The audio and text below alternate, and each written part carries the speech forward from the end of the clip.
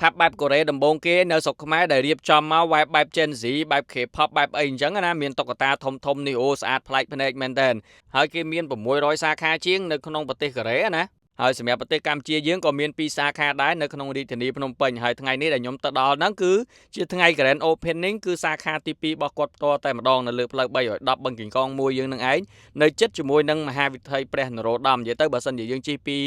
មហាវិថីព្រះនរោត្តមហ្នឹងមកយើងបត់ស្ដាំតាមផ្លូវ310នោះឃើញហាងរបស់គាត់ដែរហាងមួយនេះមានឈ្មោះថា Fan Beer King ដែលមាន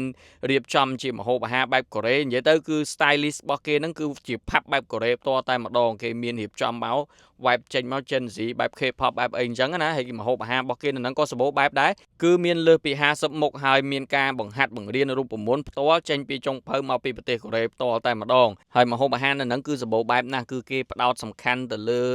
មាន pizza មានមាន់បំពងមានតុបុគីមានអីអញ្ចឹងណាហើយដូច pizza ដែលខ្ញុំបានបង្ហាញហ្នឹងគឺរសជាតិបកាលាយជាមួយនឹង pepperoni គេមានមាន់បំពងទៀតនិយាយទៅមាន់បំពងគេមានពីររសជាតិមានរសជាតិ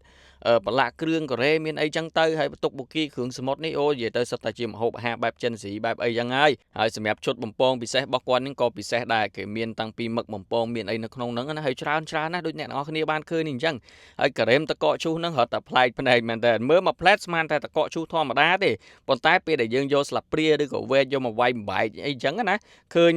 នៅខាងក្នុងហ្នឹងគឺមានឃើញការ៉េមនៅក្នុងហ្នឹងហើយមានផ្លែឈើមានអីយើងច្បល់លាយចូលគ្នាអញ្ចឹងណាបើយើងចាប់ផ្ដើមញ៉ាំនិយាយទៅរសជាតិក៏ប្លែកអីក៏ប្លែកដែរហើយសម្រាប់ត្រាស់បៀរបស់គាត់គឺខ្ពស់ជាងគេរហូតដល់ទៅ1ម៉ែត្រអូនិយាយទៅគឺតាក់ភ្នែកមែនតើសម្រាប់ការរៀបចំ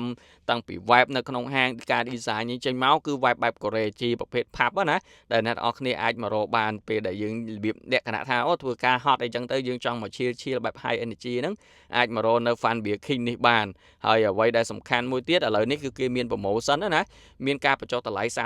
30% ចាប់ពីថ្ងៃហ្នឹងរហូតដល់ថ្ងៃទី30ខែមេសាឆ្នាំ2026ហើយសម្រាប់ Fan Beer King នេះគឺគាត់បើកលក់តាំងពីម៉ោង11ព្រឹកតទៅរហូតដល់ម៉ោង11យប់និយាយទៅកន្លែងអង្គុយរបស់គាត់ឯហ្នឹងចេញមកបែប Gen Z ដូចខ្ញុំបានបញ្ជាក់ពីខាងដើមអញ្ចឹងហើយកន្លែងហ្នឹងគឺយើងអាចអង្គុយញ៉ាំបែបឈៀលបែបអីអញ្ចឹងណាឬក៏ញ៉ាំ cocktail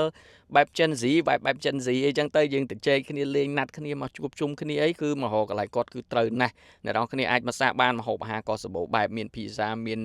មាន់បំពងតុបុគីមានតាំងពី fish cake អីចឹងទៅឬក៏ម្ហូបអាហារកូរ៉េផ្សេងទៀតជាច្រើនដែលអ្នកនរគ្នាអាចមករកបានហើយសម្រាប់ព័ត៌មានលម្អិតបន្ថែមខ្ញុំនឹងតម្លាក់ជូននៅក្នុង comment វីដេអូខាងក្រោមហើយអរគុណអ្នកទាំងអស់គ្នាដែលបានតាមដានវីដេអូមួយនេះចាំជួបគ្នានៅវីដេអូក្រោយទៀត